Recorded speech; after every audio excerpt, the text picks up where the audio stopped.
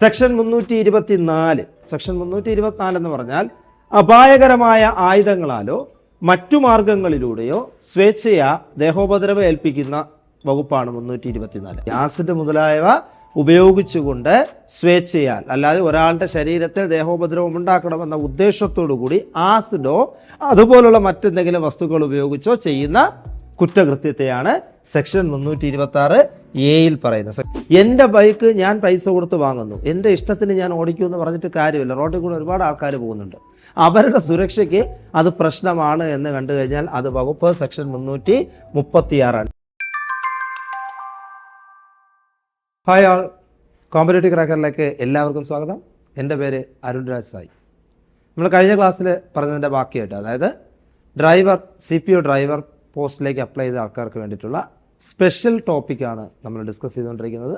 നേരത്തെയുള്ള വീഡിയോസ് കണ്ടതിന് ശേഷം ഇതുകൂടി കാണുക, നോക്കാം. ഇനി ഒരു കാര്യം കൂടി പറയാനുള്ളത്, ക്ലാസ്സിലേക്ക് പോകുന്നതിന് മുമ്പ് പ്രത്യേകം പറയേണ്ടത്, പലർക്കും ഒരു ഡൗട്ടാണ്, ഈ സ്പെഷ്യൽ ടോപ്പിക്ക് IPC CRPC വരുമോ, BNS BNSS വരുമോ എന്നുള്ളൊരു കൺഫ്യൂഷനുണ്ട്.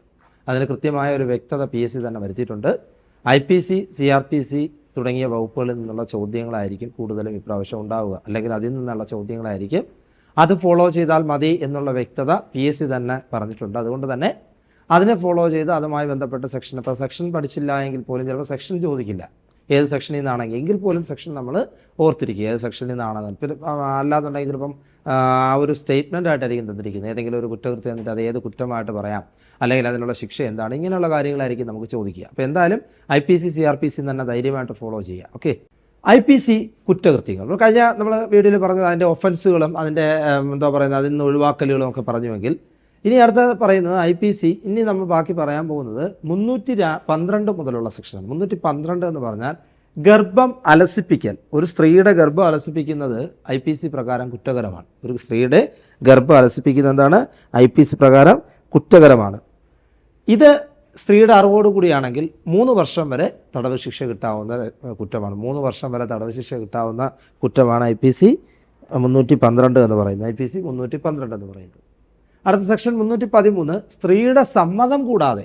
നമ്മൾ നേരത്തെ പറഞ്ഞ സ്ത്രീ സമ്മതിച്ചുകൊണ്ട് ഗർഭം അലസിപ്പിക്കുന്നത്, അടുത്ത സ്ത്രീയുടെ സമ്മതം കൂടാതെ സംഭവിക്കുന്നതാണ് എന്നുണ്ടെങ്കിൽ, സ്ത്രീയുടെ സമ്മതം കൂടാതെ ഒരാൾ അല്ലെങ്കിൽ ആ സ്ത്രീയുടെ ഗർഭം അലസിപ്പിക്കുകയാണെങ്കിൽ അതിൻ്റെ ശിക്ഷാ കാലാവധി എന്ന് പറയുന്നത് 10 വർഷം തടവ് കിട്ടാവുന്ന ശിക്ഷയാണ്. 10 വർഷം തടവ് കിട്ടാവുന്ന ശിക്ഷയാണ്. അപ്പം നമ്മളോട് ചോദിക്കുന്നത്, സ്ത്രീയുടെ സമ്മതം, ഇപ്പോൾ ഗർഭം അലസിപ്പിക്കലാണ് വകുപ്പെങ്കിൽ, അതായത് 312 വകുപ്പെങ്കിൽ ഇവിടെ 3 വർഷവും, 313 അതായത് സ്ത്രീയുടെ സമ്മതം കൂടാതെ ഗർഭം അലസിപ്പിക്കുന്നതാണെങ്കിൽ IPC പ്രകാരം 10 വർഷം വരെ തടവ് ശിക്ഷ കിട്ടാവുന്ന കുറ്റമാണ്.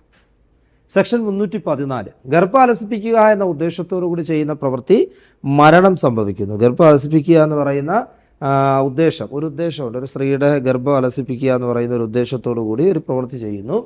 ആ പ്രവൃത്തി മൂലം ആ സ്ത്രീക്ക് മരണം സംഭവിക്കുന്നു. ഒരു സ്ത്രീയുടെ, അല്ലെങ്കിൽ നമുക്ക് ഒരുപാട് നമ്മൾ കേട്ടിട്ടുള്ളതാണ്, ഭ്രൂണഹത്യയും കാര്യങ്ങളൊക്കെ കേട്ടിട്ടുള്ളതാണ്. അപ്പം ഒരു സ്ത്രീയുടെ ഗർഭം അലസിപ്പിക്കുന്ന എന്ന ഉദ്ദേശത്തോടുകൂടി ഒരു പ്രവൃത്തി ചെയ്യുന്നു. ആ പ്രവൃത്തിയിലൂടെ, അല്ലെങ്കിൽ ആ ഒരു പ്രവർത്തനം ചെയ്യുന്നതിനിടയ്ക്ക് ആ സ്ത്രീ മരണപ്പെട്ടു പോയി കഴിഞ്ഞാൽ സെക്ഷൻ 314 ഇവിടെയും എത്ര വർഷം തന്നെയാണ്? 10 വർഷം തടവ് ശിക്ഷ വിധിക്കാവുന്നതാണ്. 10 വർഷം തടവ് ശിക്ഷ വിധിക്കാവുന്ന കുറ്റമാണ് ഒരു സ്ത്രീയുടെ ഗർഭം അലസിപ്പിക്കുന്നതിനിടയിൽ ആ സ്ത്രീക്ക് മരണം സംഭവിച്ചാൽ. ദേഹോപദ്രവം സെക്ഷൻ 319 അനുസരിച്ചിട്ട് ദേഹോപദ്രവമാണ് ഒരാൾക്ക് ഏൽക്കുന്ന, അല്ലെങ്കിൽ ഒരാളുടെ ശരീരത്തിന് ഏൽക്കുന്ന മുറിവോ അല്ലെങ്കിൽ ഒരാളുടെ ശരീരത്തിന് ഏൽപ്പിക്കുന്ന ദേഹോപദ്രവമൊക്കെ സെക്ഷൻ 319 സെക്ഷൻ വരുന്നത്. അടുത്തത് കഠിനമായ ദേഹോപദ്രവം. കഠിനമായ ദേഹോപദ്രവം എന്ന് പറയുമ്പോൾ ഒരാളിൻ്റെ ശരീരത്തിനെ പൂർണ്ണമായ അംഗവൈകല്യം സംഭവിക്കുന്ന രീതിയിൽ ഒരു ദേഹോപദ്രവം ഉണ്ടാകുക എന്ന് പറയും. ഒരാളുടെ ശരീരത്തിൽ, ഇപ്പോൾ ഒരാളുടെ കണ്ണിന് കാഴ്ച നഷ്ടപ്പെടുത്തുക, അതുപോലെ തന്നെ കേൾവിശക്തി നഷ്ടപ്പെടുത്തുക, ജീവിതകാലം മുഴുവൻ അയാൾക്ക് കാഴ്ചശക്തി ഇല്ലാതിരിക്കുക, കേൾവിശക്തി ഇല്ലാതിരിക്കുക, അതുപോലെ തന്നെ പുരുഷത്വം ഇല്ലാത്ത ഒരവസ്ഥയിലേക്ക് എത്തിക്കുക, ഇങ്ങനെയൊക്കെയുള്ള കാര്യങ്ങളെല്ലാം വരുന്നത് കഠിനമായ ദേഹോപദ്രവത്തിലാണ്. സെക്ഷൻ 320 സെക്ഷൻ 320 പ്രകാരം കഠിനമായ ദേഹോപദ്രവമാണ് വരുന്നത്. അടുത്ത പറയുന്നത് സെക്ഷൻ 321 സ്വമേധയാ ദേഹോപദ്രവം. നമ്മൾ നേരത്തെ പറഞ്ഞത് ഒരുപക്ഷെ ഒരു പ്രവൃത്തി ചെയ്യുന്നത് മൂലം ദേഹോപദ്രവം ഉണ്ടാവും. ഇതങ്ങനെയല്ല, സ്വേച്ഛയാ അല്ലെങ്കിൽ സ്വമേധയാ തീരുമാനിച്ചുറപ്പിച്ചുകൊണ്ട് ഒരാളെ ദേഹോപദ്രവം ഏൽപ്പിക്കണമെന്ന് തീരുമാനിച്ചുറപ്പിച്ചുകൊണ്ട് തന്നെ എന്ത് ചെയ്യുന്നത്, ദേഹോപദ്രവം ഏൽപ്പിക്കുന്നതാണ് എന്തെന്ന് പറയുന്നത്? സ്വമേധയാ ദേഹോപദ്രവം ഏൽപ്പിക്കുക. അതിനെ നമ്മൾ നേരത്തെ പറഞ്ഞതുപോലെ അംഗങ്ങൾക്ക് പൂർണ്ണമായൊരു വൈകല്യം ഉണ്ടാക്കുകയോ അങ്ങനെയുള്ള കാര്യങ്ങളല്ല. ദേഹോപദ്രവത്തിൻ്റെ മറ്റൊരു വേർഷനാണ് 321. 322 എന്ന് പറഞ്ഞാൽ സ്വമേധയാ കഠിനമായ ദേഹോപദ്രവം ഏൽപ്പിക്കുക. സ്വമേധയാ കഠിനമായ ദേഹോപദ്രവം ഏൽപ്പിക്കുന്നതാണ് 322 എന്ന് പറയുന്നത്. 322 എന്ന് പറഞ്ഞാൽ സ്വമേധയാ കഠിനമായ ദേഹോപദ്രവം ഏൽപ്പിക്കുന്നത്. ഇനി പ്രധാനപ്പെട്ടൊരു കാര്യം പറയാനുള്ളത്, നമുക്കെല്ലാവർക്കും അറിയാം, ഇപ്പോൾ CPO ഡ്രൈവർ പരീക്ഷ എന്നാണ് എന്നുള്ളത് എല്ലാവർക്കും അറിയാം. ആ പരീക്ഷയ്ക്ക് മുമ്പായിട്ട് തന്നെ നമ്മളിവിടെ ഒരു ക്രാഷ് കോഴ്സ് ആരംഭിച്ചിട്ടുണ്ട്. 45 ദിവസത്തെ ക്രാഷ് കോഴ്സ്. ഈ വരുന്ന ഫെബ്രുവരി 25 മുതലാണ് ക്രാഷ് കോഴ്സ് ആരംഭിക്കുന്നത്. 45 ദിവസം നിങ്ങൾക്കുള്ള നിങ്ങളുടെ സിലബസ് പ്രകാരമുള്ള എല്ലാ ടോപ്പിക്കും ഈ 45 ദിവസം കവർ ചെയ്യുന്ന രീതിയിലായിരിക്കും. ഫീസ് 1999 രൂപയാണ് നിങ്ങൾക്ക് വരുന്ന ഫീസ് എന്ന് പറയുന്നത്. 45 ദിവസത്തെ ക്രാഷ് കോഴ്സാണ്. എല്ലാ ടോപ്പിക്കും അതിനകത്ത് കവർ ചെയ്യപ്പെടും.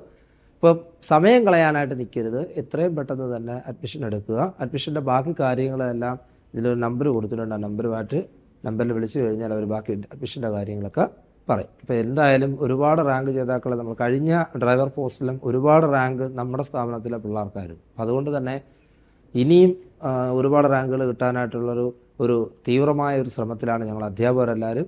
നിങ്ങളൊപ്പം ഉണ്ടാവുക, അതിനുവേണ്ടി എത്രയും പെട്ടെന്ന് തന്നെ അഡ്മിഷൻ എടുക്കാനുള്ള കാര്യങ്ങൾ ചെയ്യുക. സെക്ഷൻ 323 എന്ന് പറഞ്ഞു കഴിഞ്ഞാൽ സ്വമേധയാ ദേഹോപദ്രവം ഏൽപ്പിക്കുന്നതിനുള്ള ശിക്ഷ. സ്വമേധയാ ദേഹോപദ്രവം ഏൽപ്പിക്കുന്നതിനുള്ള ശിക്ഷ. അപ്പം നമ്മൾ നേരത്തെ പറഞ്ഞു, ദേഹോപദ്രവം ഏൽപ്പിക്കുക 2 രീതിയിൽ വരും. ഒരാളെ സ്വേച്ഛയ അല്ലെങ്കിൽ തീരുമാനിച്ചുറപ്പിച്ച് ഒരാളെ ദേഹോപദ്രവം ഏൽപ്പിക്കണമെന്ന ലക്ഷ്യത്തോടു കൂടി ദേഹോപദ്രവം ഏൽപ്പിക്കുന്ന കാര്യങ്ങളൊക്കെ വരുകയാണെങ്കിൽ അവിടെ 1 വർഷം വരെ ആകാവുന്ന ശിക്ഷ. 1 വർഷം വരെ ആകാവുന്ന ശിക്ഷ ഒരാളെ ദേഹോപദ്രവം ഏൽപ്പിക്കുന്നു. ഒരു കാര്യം ശ്രദ്ധിക്കേണ്ടത്, ആ സമയത്ത് അയാൾക്ക് ദേഹോപദ്രവം വന്നാൽ അത് പിന്നീട് മാറുന്ന ഒരു അവസ്ഥയാണ്. മറ്റതുപോലെയല്ല, കഠിനമായ ദേഹോപദ്രവമല്ല. ഇത് 1 വർഷം വരെ തടവ് ശിക്ഷ കിട്ടാവുന്ന വകുപ്പാണ്. സെക്ഷൻ 324. സെക്ഷൻ 324 എന്ന് പറഞ്ഞാൽ അപായകരമായ ആയുധങ്ങളാലോ മറ്റു മാർഗങ്ങളിലൂടെയോ സ്വേച്ഛയാ ദേഹോപദ്രവം ഏൽപ്പിക്കുന്ന വകുപ്പാണ് 324. അതായത് അപകടകരമായ ഒരു ആയുധം കൊണ്ടോ അല്ലെങ്കിൽ മറ്റെന്തെങ്കിലും മാർഗങ്ങൾ കൊണ്ടോ, കൃത്യമായി പറഞ്ഞു കഴിഞ്ഞാൽ നമ്മൾ ഒരാളിനെ ഒരു വാളുകൊണ്ട് വെട്ടിപ്പരിക്കേൽപ്പിക്കുന്നു, അല്ലെങ്കിൽ അയാളുടെ കയ്യിൽ വെട്ടുന്നു, കാലിൽ വെട്ടുന്നു, ഇങ്ങനെയുള്ള കാര്യങ്ങൾ ചെയ്യുന്നു. അല്ല എന്നുണ്ടെങ്കിൽ മറ്റെന്തെങ്കിലും മാർഗ്ഗങ്ങളിൽ, മറ്റെന്തെങ്കിലും മാർഗ്ഗം എന്ന് കഴിഞ്ഞാൽ ഇപ്പം തോക്ക് വെച്ചുള്ള വെടിയോ അല്ലെങ്കിൽ വിഷം കലർത്തി കൊടുക്കുക, അങ്ങനെയുള്ള കാര്യങ്ങളൊക്കെ ചെയ്യുകയാണെങ്കിൽ, അല്ലെങ്കിൽ എന്തെങ്കിലും പ്രശ്നങ്ങൾ ഉണ്ടാകുന്ന രീതിയിൽ ചെയ്യുകയാണെങ്കിൽ സെക്ഷൻ 324 അപായകരമായ ആയുധങ്ങളാലോ മറ്റു മാർഗങ്ങളിലൂടെയോ സ്വമേധയാ ദേഹോപദ്രവം ഏൽപ്പിക്കുന്നതാണ് സെക്ഷൻ 324. ഇനി സ്വമേധയാ കഠിനമായ ദേഹോപദ്രവം ഏൽപ്പിക്കുന്നതിനുള്ള ശിക്ഷയാണ് പറയുന്നത് 325. സെക്ഷൻ 325 എന്ന് പറഞ്ഞാൽ സ്വമേധയാ കഠിനമായ ദേഹോപദ്രവം. ഒരു കാര്യം കൂടി ശ്രദ്ധിക്കേണ്ടത്, അപായകരമായ ആയുധങ്ങളാലോ മറ്റു മാർഗങ്ങളിലൂടെ സ്വമേധയാ ഏൽപ്പിക്കുന്നത് 3 വർഷം തടവ് ശിക്ഷ കിട്ടാവുന്ന വകുപ്പാണ്. 3 വർഷം തടവ് ശിക്ഷ കിട്ടാവുന്ന വകുപ്പാണ്. എന്നാൽ സ്വമേധയാ കഠിനമായ ദേഹോപദ്രവം ഏൽപ്പിക്കുന്നതിനുള്ള ശിക്ഷ എന്ന് പറഞ്ഞാൽ 7 വർഷമാണ്. കഠിനമായ ദേഹോപദ്രവം ഏൽപ്പിക്കുക എന്ന് പറഞ്ഞാൽ 7 വർഷമാണ്. ഇനി സെക്ഷൻ 326 അനുസരിച്ച് മാരകായുധങ്ങളോ മറ്റു മാർഗങ്ങളിലൂടെ സ്വമേധയാ കഠിനമായ ദേഹോപദ്രവം ഏൽപ്പിക്കുക. നിങ്ങളൊരു സിനിമ കണ്ടിട്ടുണ്ടായിരിക്കും, action hero Biju. Action hero ബിജുവിനകത്ത് അതിനകത്ത് SI പറയുന്നൊരു കാര്യമുണ്ട്. ആ സെക്ഷൻ 324 വായിക്കാനായിട്ട് കോൺസ്റ്റബിളിൻ്റെ അടുത്ത് കൊടുത്തിട്ടുണ്ട്. അപ്പോൾ അതിനകത്ത് പറയുന്നുണ്ട് അപായകരമായ ആയുധങ്ങളാലോ മറ്റു മാർഗങ്ങളിലൂടെയോ. എന്നിട്ട് SI തന്നെ എന്ത് ചെയ്യുന്നു, 326 അതിൻ്റെ കൂടെ ചേർക്കും. അപ്പം അദ്ദേഹത്തിൻ്റെ അഡ്വക്കേറ്റ്, അതായത് പ്രതിയെന്ന് ആരോപിക്കപ്പെട്ട വ്യക്തിയുടെ അഡ്വക്കേറ്റ് ഒന്ന് ചോദിക്കും 326 എടുത്ത് കളയാൻ പറ്റുമോ എന്ന് ചോദിക്കും. കാരണം അവിടുത്തെ ശിക്ഷ എന്ന് പറഞ്ഞു കഴിഞ്ഞാൽ 10 വർഷമാണ്. ശിക്ഷ എന്ന് പറയുന്നത് 10 വർഷമാണ്. ഈ പറയുന്ന രീതിക്ക് അനുസരിച്ച് സ്വമേധയാ കഠിനമായ ദേഹോപദ്രവം, ഒരാളിൻ്റെ അംഗങ്ങൾക്ക് പൂർണ്ണമായ വൈകല്യം ഉണ്ടാക്കുക എന്ന ലക്ഷ്യത്തോടു കൂടി ചെയ്യുന്ന കുറ്റകൃത്യത്തെയാണ് ഈ 326 പറയുന്നത്. അവിടെ 3 വർഷമാണെങ്കിൽ ഇവിടെ എന്താണ്, 10 വർഷം വരെ തടവ് ശിക്ഷ കിട്ടാവുന്നതും നോൺ ബയലബിൾ ഒഫൻസുമാണ്. നോൺ ബയലബിൾ ഒഫൻസാണ്, ജാമ്യമില്ലാ വകുപ്പാണ് കേസ്. അതുകൊണ്ടാണ് അങ്ങനെ ഒരു കാര്യം തന്നെ ആ സിനിമയിൽ അതിനകത്ത് ഉൾപ്പെടുത്തിയിരിക്കുന്നത്. സെക്ഷൻ 326A ആസിഡ് മുതലായവ ഉപയോഗിച്ചുകൊണ്ട് സ്വമേധയാ കഠിനമായ ദേഹോപദ്രവം ഏൽപ്പിക്കുക. ആസിഡ് മുതലായവ ഉപയോഗിച്ചുകൊണ്ട് സ്വേച്ഛയാൽ, അല്ലാതെ ഒരാളുടെ ശരീരത്തിൽ ദേഹോപദ്രവം ഉണ്ടാക്കണമെന്ന ഉദ്ദേശത്തോടു കൂടി ആസിഡോ അതുപോലുള്ള മറ്റെന്തെങ്കിലും വസ്തുക്കൾ ഉപയോഗിച്ചോ ചെയ്യുന്ന കുറ്റകൃത്യത്തെയാണ് സെക്ഷൻ 326A പറയുന്നത്. Section 326A. അടുത്ത സെക്ഷൻ 326B എന്ന് പറയുന്നത് സ്വമേധയാ ആസിഡ് വലിച്ചെറിയുകയോ അല്ലെങ്കിൽ വലിച്ചെറിയാൻ ശ്രമിക്കുകയോ ചെയ്യുന്ന, ഇത് പറയുമ്പോൾ കഠിനമായ ദേഹോപദ്രവം പോലെ തന്നെ ഇതും എന്താണ്, മാരകമായ പ്രശ്നമാണ്. ഇത് ആസിഡ് വലിച്ചെറിയുന്ന സമയത്ത് അയാളുടെ ശരീരത്തിൽ പൂർണ്ണമായും ഒരിക്കലും തിരിച്ച് റിക്കവർ ചെയ്യാൻ കഴിയാത്ത രീതിയിൽ ഏതെങ്കിലുമൊക്കെ അവയവങ്ങൾക്ക് അംഗഭംഗം ഉണ്ടാകുന്നു. കണ്ണിന് കാഴ്ചയില്ലാതാവുക, ചെവി കേൾവിശക്തി ഇല്ലാതാവുക, അല്ലെങ്കിൽ എന്തെങ്കിലുമൊക്കെ അംഗഭംഗം ഉണ്ടാകുന്ന ഒരു കാര്യമാണ് 326B എന്ന് പറയുന്നത്. സ്വമേധയാ ആസിഡ് വലിച്ചെറിയുകയോ വലിച്ചെറിയാൻ ശ്രമിക്കുകയോ ചെയ്യുന്നത്. സെക്ഷൻ 336, ജീവനോ മറ്റുള്ളവരുടെ വ്യക്തിപരമായ സുരക്ഷയ്ക്ക് അപകടമുളവാക്കുന്ന കൃത്യം. എന്താണ്? ജീവനോ മറ്റുള്ളവരുടെ വ്യക്തിപരമായ സുരക്ഷയ്ക്ക് അപകടമുളവാക്കുന്ന കാര്യം. എൻ്റെ ബൈക്ക് ഞാൻ പൈസ കൊടുത്ത് വാങ്ങുന്നു, എൻ്റെ ഇഷ്ടത്തിന് ഞാൻ ഓടിക്കുമെന്ന് പറഞ്ഞിട്ട് കാര്യമില്ല. റോഡിൽ കൂടെ ഒരുപാട് ആൾക്കാർ പോകുന്നുണ്ട്, അവരുടെ സുരക്ഷയ്ക്ക് അത് പ്രശ്നമാണ് എന്ന് കണ്ടു കഴിഞ്ഞാൽ അത് വകുപ്പ് സെക്ഷൻ 336 ജീവനോ മറ്റുള്ളവരുടെ വ്യക്തിപരമായ സുരക്ഷയ്ക്കോ അപകടമുളവാക്കുന്ന കൃത്യം. അത് 326. സെക്ഷൻ 337 എന്ന് പറയുന്നത് ജീവനോ മറ്റുള്ളവരുടെ വ്യക്തിപരമായ സുരക്ഷയ്ക്ക് അപകടമുളവാക്കുന്ന വഴി ദേഹോപദ്രവേൽപ്പിക്കുന്നു. എന്താ പറയുന്നത്? ബൈക്ക് സ്റ്റണ്ട് നടത്തി നേരെ പോകുന്നു, റോഡിലൂടെ പോകുന്ന സമയത്ത് പോലീസ് പിടിച്ചു കഴിഞ്ഞാൽ അത് നമ്മൾ നേരത്തെ പറഞ്ഞ വകുപ്പ് 336. അവിടെ ആർക്കും ഒന്നും സംഭവിച്ചില്ല. പക്ഷെ സംഭവിക്കാൻ സാധ്യതയുണ്ടെന്ന് മുൻകൂട്ടി കണ്ടുകൊണ്ട് അവിടെ എന്ത് ചെയ്യാം? സെക്ഷൻ 336 അനുസരിച്ച് ശിക്ഷിക്കാം. പക്ഷേ 337 എന്ന് പറഞ്ഞാൽ ഒരാളിനെ ചെന്ന് ഇടിച്ചു, അയാൾ തറയിൽ വീണു, അയാൾ എന്ത് ചെയ്തു? ദേഹോപദ്രവം അയാൾക്ക് ഏറ്റു. അങ്ങനെയാണെങ്കിൽ സെക്ഷൻ മാറും. സെക്ഷൻ 337 ജീവനോ മറ്റുള്ളവരുടെ വ്യക്തിപരമായ വ്യക്തിപരമായ സുരക്ഷയ്ക്ക് അപകടമുളവാക്കുന്ന വഴി ദേഹോപദ്രവം ഉണ്ടാക്കുകയാണെങ്കിൽ സെക്ഷൻ 337. സെക്ഷൻ 337 അതായത് 6 മാസം വരെ തടവ് കിട്ടാവുന്ന ശിക്ഷയാണ്. 6 മാസം വരെ തടവ് കിട്ടാവുന്ന ശിക്ഷയാണത്. സെക്ഷൻ 338, ജീവനോ മറ്റുള്ളവരുടെ വ്യക്തിപരമായ സുരക്ഷയ്ക്ക് അപായമുളവാക്കുന്ന കൃത്യത്താൽ കഠിനമായ ദേഹോപദ്രവം ഏൽപ്പിക്കുക. ഒരാളിൻ്റെ ശരീരത്തിന് പൂർണ്ണമായ അംഗവൈകല്യം ഉണ്ടാകുന്ന രീതിയിലുള്ള ദേഹോപദ്രവമാണ് കഠിനമായ ദേഹോപദ്രവം. ആ അവസ്ഥയിലേക്ക് എത്തിയാൽ, അല്ല നമ്മൾ ബൈക്ക് ഓടിച്ചു പോകുന്നു, ഒരാളെ ചെന്ന് ഇടിക്കുന്നു, അയാൾ വീഴുന്നു, നട്ടല് തകർന്ന് ജീവിതകാലം മുഴുവൻ കോമ സ്റ്റേജിൽ കിടക്കുന്ന ഒരു അവസ്ഥയിലേക്ക് എത്തുന്നു. അത് കഠിനമായ ദേഹോപദ്രവമാണ്. പൂർണ്ണമായും അയാളുടെ അവയവങ്ങൾക്ക് എന്തുണ്ടാവുന്നു? ക്ഷതം സംഭവിക്കുന്നു. സെക്ഷൻ 338 സെക്ഷൻ 338 അനുസരിച്ചിട്ടാണ് ശിക്ഷ വരുന്നത്. അതിന് IPC പ്രകാരം 2 വർഷം വരെ തടവ് ശിക്ഷ കിട്ടാവുന്ന, തടവും പിഴയും കിട്ടാവുന്ന വകുപ്പാണ്. 2 വർഷം വരെ. 2 വർഷം വരെ പിഴ എന്ന് പറയുമ്പോഴത്തേക്ക് അതിന് ചികിത്സാ ചെലവ് ഉൾപ്പെടെയുള്ള കാര്യങ്ങൾ ഉൾപ്പെടുത്തിയാണ് പിഴ ഈടാക്കുന്നത്. അപ്പോൾ 2 വർഷം വരെ തടവ് ശിക്ഷ കിട്ടാവുന്ന വകുപ്പാണ് 338. സെക്ഷൻ 339 അന്യായമായ തടസ്സപ്പെടുത്തൽ. ഏതെങ്കിലും ഒരു വ്യക്തിയുടെ എന്തെങ്കിലും ഒരു പ്രവൃത്തിയെ തടസ്സപ്പെടുത്തുന്നതാവാം, അല്ലെങ്കിൽ അയാൾ എന്തെങ്കിലും ഒരു ദിശയിലേക്ക് പോകുന്നു, ആ ദിശയെ തടസ്സപ്പെടുത്തുന്നതാവാം. അതെല്ലാം അന്യായമായ തടസ്സപ്പെടുത്തലാണ്. ഇനി മറ്റൊരു കാര്യവും കൂടി അതിനകത്തുനിന്ന് പറയാം. ഒരാളിൻ്റെ ഔദ്യോഗിക കൃത്യനിർവഹണത്തിൻ്റെ ഭാഗമായി ഒരാളെ തടസ്സപ്പെടുത്തുകയാണെങ്കിൽ അത് ഈ വകുപ്പിൽ വരത്തില്ല. കാരണം അത് അദ്ദേഹത്തിൻ്റെ ജോലിയുടെ ഭാഗമായി തടസ്സപ്പെടുന്നത്, അതൊരിക്കലും അന്യായമായ തടസ്സപ്പെടുത്തലായിട്ട് വരത്തില്ല. മനസ്സിലായത്? ഒരു കേസ് കൊടുത്തു കഴിഞ്ഞാൽ പോലും അതിനോട് നിലനിൽക്കത്തില്ല. 339 എന്ന് പറഞ്ഞു കഴിഞ്ഞാൽ അന്യായമായ തടസ്സപ്പെടുത്തൽ. സെക്ഷൻ 340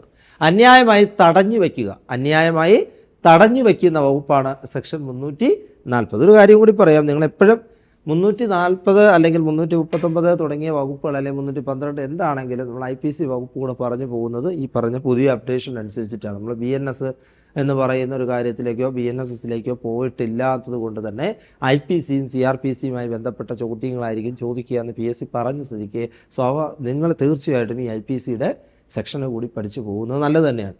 അതിനകത്ത് വേറെ പ്രശ്നമൊന്നും ഉണ്ടാകുന്നില്ല. അതിനകത്ത് എന്ത് ചെയ്യുക. പിന്നെ ഒരു കാര്യമുള്ളത്, ഒരു കൺഫ്യൂഷൻ്റെ ആവശ്യവും ഉണ്ടായിരുന്നില്ല. കാരണം കൺഫ്യൂഷൻ വരേണ്ട കാര്യമില്ല. ഇപ്പം സെക്ഷനുകൾക്ക് മാത്രമേ വ്യത്യാസം വരുന്നുള്ളൂ. ബാക്കി എല്ലാ ശിക്ഷാരീതികൾക്കാണെങ്കിലും വളരെ ചെറിയൊരു വ്യത്യാസം വന്നിട്ടുള്ളൂ. ശിക്ഷാരീതികൾക്കാണെങ്കിലും കുറ്റകൃത്യങ്ങൾക്കാണെങ്കിലും ഒരേ രീതിയിൽ തന്നെയാണ് പോകുന്നത്. അതിന് സെക്ഷൻ മാത്രം അങ്ങോട്ട് വ്യത്യാസം വരുത്തിയിട്ടുണ്ട് എന്നുള്ളതേ ഉള്ളൂ. അപ്പോൾ അത് ടെൻഷൻ അടിക്കേണ്ട കാര്യമൊന്നുമില്ല. നമുക്കിപ്പം അപ്ഡേഷൻ വന്നതനുസരിച്ച് IPCയും CRPCയും തന്നെ വരത്തുള്ളൂ. സെക്ഷൻ 341 അന്യായമായി തടസ്സപ്പെടുത്തുമ്പോൾ ഞാൻ പറഞ്ഞില്ല, അന്യായമായി തടസ്സപ്പെടുത്തുന്നതിനുള്ള ശിക്ഷ എന്താണ്? സെക്ഷൻ 41 അനുസരിച്ച് അന്യായമായി തടസ്സപ്പെടുത്തുന്നതിനുള്ള ശിക്ഷ എന്ന് പറയുന്നത് 1 മാസം തടവ്. 1 മാസം വരെ തടവ് ശിക്ഷ കിട്ടാവുന്ന ശിക്ഷയാണ്. ഇതാണ് അന്യായമായി തടസ്സപ്പെടുത്തിയാൽ ഉണ്ടാകുന്ന ശിക്ഷ. സെക്ഷൻ 342 അന്യായമായി ഒരാളെ എന്ത് ചെയ്യുക? തടഞ്ഞു വെച്ചാലുണ്ടാവുന്ന ശിക്ഷ. അന്യായമായി ഒരാളിനെ തടഞ്ഞു വെച്ചാലുണ്ടാവുന്ന ശിക്ഷയും എന്ത് തന്നെയാണ്? 1 മാസം തടവ് ശിക്ഷ ലഭിക്കുന്നു. അന്യായമായി തടഞ്ഞു വയ്ക്കാനുള്ള ശിക്ഷയും 1 മാസത്തെ തടവ് ശിക്ഷയാണ്. 359 എന്താണ് 359? ആൾമോഷണം എന്ന് പറയും. ആൾമോഷണം എന്ന് പറഞ്ഞാൽ ഒരാളെ എന്ത് ചെയ്യുക, കിഡ്നാപ്പ് ചെയ്ത് കൊണ്ടുപോവുക എന്ന് പറയും. ഒരാളെ കിഡ്നാപ്പ് ചെയ്ത് കൊണ്ടുപോകുന്ന രീതിയാണ് ആൾമോഷണം എന്ന് പറയുന്നത്. ആൾമോഷണം 2 രീതിയിൽ പറയാം. ഇതാ പറയുന്നുണ്ട്, സെക്ഷൻ 360 സെക്ഷൻ 361. സെക്ഷൻ 59 എന്ന് പറയുന്ന ആൾമോഷണത്തെക്കുറിച്ച് കോമൺ ആയിട്ട് പറയുന്നതാണ്. സെക്ഷൻ 360 361 അതായത് ഇന്ത്യയിൽ നിന്നുള്ള ആൾമോഷണം. ഒരാളെ ഇന്ത്യയിൽ നിന്ന് തട്ടിക്കൊണ്ടുപോയി മറ്റൊരു രാജ്യത്തേക്ക് കൊണ്ടുപോവുകയാണെങ്കിൽ അതാണ് ഇന്ത്യയിൽ നിന്നുള്ള മോഷണമായിട്ട് പറയുന്നത് സെക്ഷൻ 360. ഒരാളെ ഇന്ത്യയിൽ നിന്ന് മോഷണം നടത്തി അല്ലെങ്കിൽ ഒരാളിനെ തട്ടിക്കൊണ്ടുപോയി മറ്റൊരു സ്ഥലത്തേക്ക് കൊണ്ടുപോവുകയാണെങ്കിൽ 360. സെക്ഷൻ 361 എന്ന് പറഞ്ഞു കഴിഞ്ഞാൽ നിയമപരമായ രക്ഷകർത്തൃത്വത്തിൽ നിന്നുള്ള ആൾമോഷണം. ഒരു കുട്ടിയെ തട്ടിക്കൊണ്ടുപോകുന്ന അങ്ങനെയുള്ള കാര്യങ്ങൾ ഒരാളിൻ്റെ രക്ഷകർത്തൃത്വത്തിൽ നിന്നും എന്ത് ചെയ്യുക, തട്ടിക്കൊണ്ടു പോകുന്നതിനെയാണ് 361. നിയമപരമായ രക്ഷകർത്തൃത്വത്തിൽ നിന്നുള്ള ആൾമോഷണമാണ് 361. എന്നാൽ 360 എന്താണ്? ഇന്ത്യയിൽ നിന്നുള്ള ആൾമോഷണം. ഇന്ത്യയിൽ നിന്നുള്ള ആൾമോഷണം. എന്നാൽ 359 എന്താണ്? ആൾമോഷണത്തെക്കുറിച്ച് പ്രതിപാദിച്ചിരിക്കുന്ന വകുപ്പ്. ആൾമോഷണത്തെക്കുറിച്ച് പ്രതിപാദിച്ചിരിക്കുന്ന വകുപ്പാണത്. സെക്ഷൻ 362 ആളപഹരണം. അപഹരണം 362. 363 എന്താണ്? ആൾമോഷണത്തിനുള്ള ശിക്ഷയാണ് 363.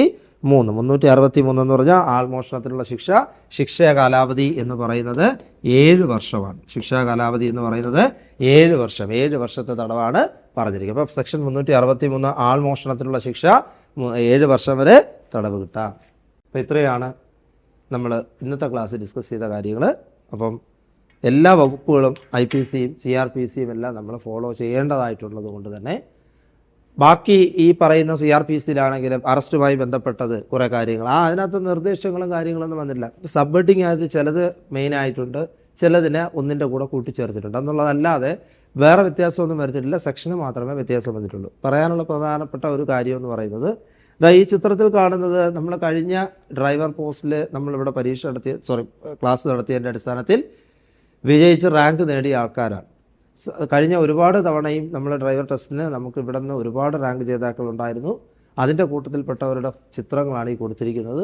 അപ്പോൾ അതുകൊണ്ട് തന്നെ നമ്മൾ ഈ CCയുടെ ഈ 45 ദിവസത്തെ തീവ്ര പരിശീലന ക്ലാസ് അത്രയും എന്താ പറയുന്നത് ഒരു പവർ പാക്ക് പ്രസൻറ്റേഷൻ അല്ലെങ്കിൽ പെർഫോമൻസ് ആയിരിക്കും എന്നുള്ള കാര്യത്തിൽ യാതൊരു സംശയവുമില്ല. അതുകൊണ്ട് നിങ്ങൾക്ക് ധൈര്യമായിട്ട് ക്ലാസ്സിൽ അറ്റൻഡ് ചെയ്യാം. ഈ പറയുന്ന ചിത്രങ്ങളുടെ കൂട്ടത്തിൽ നിങ്ങളുടെ പലരുടെയും ചിത്രങ്ങൾ അടുത്ത വർഷം പ്രസിദ്ധീകരിച്ച് വരാനായിട്ടുള്ള എല്ലാ ഭാഗ്യവും എല്ലാവർക്കും ഉണ്ടാകട്ടെ എന്ന് ആശംസിക്കുന്നു. ക്ലാസ്സുകളുടെ പൂർണ്ണമായ വിവരങ്ങൾക്ക് ഇതിനകത്ത് നമ്പർ കൊടുത്തിട്ടുണ്ട്, അതിൽ നിങ്ങൾക്ക് കോൺടാക്ട് ചെയ്യാം. അതുപോലെ തന്നെ നിങ്ങളുടെ സ്റ്റഡി പ്ലാൻ തുടങ്ങിയ കാര്യങ്ങൾ, അതുപോലെ നോട്ട്സ് തുടങ്ങിയ കാര്യങ്ങളൊക്കെ ഷെയർ ചെയ്യപ്പെടുന്നതിനൊരു വാട്സപ്പ് ഗ്രൂപ്പുണ്ട്, അതിൻ്റെ ലിങ്ക് ഡിസ്ക്രിപ്ഷനിൽ ഇട്ടിട്ടുണ്ട്. മറ്റൊരു പ്രധാനപ്പെട്ട കാര്യം പറയാനുള്ളത്, കോമ്പറ്റിറ്റീവ് ക്രാക്കറിൻ്റെ ഈ ചാനൽ എല്ലാവരും ഒന്ന് സബ്സ്ക്രൈബ് ചെയ്യുക. മറ്റുള്ള കൂട്ടുകാർക്കും അതുപോലെ തന്നെ ഈ കോഴ്സ് പഠിക്കുന്നവർക്കാണെങ്കിലും ഏത് കോമ്പറ്റിറ്റീവ് എക്സാം ഫേസ് ചെയ്യുന്നവർക്കും ഉപകാരപ്പെടുന്ന ഒരുപാട് വീഡിയോസ് ഇറങ്ങുന്ന നമ്മുടെ യൂട്യൂബ് ചാനൽ എല്ലാവരും സബ്സ്ക്രൈബ് ചെയ്യുക, കൂട്ടുകാർക്ക് ഷെയർ ചെയ്യുക, ലൈക്ക് ചെയ്യുക. ഓക്കെ, അപ്പോൾ എല്ലാവരും ക്ലാസ് നന്നായിട്ട് അറ്റൻഡ് ചെയ്യുക. ഇനി അങ്ങോട്ടുള്ള വീഡിയോസും എല്ലാവരും കാണുക. നന്നായിട്ട് തന്നെ മാർക്ക് വാങ്ങി റാങ്ക് ലിസ്റ്റിൽ കയറാൻ പ്രാർത്ഥിക്കുന്നു. All the best. Thank you.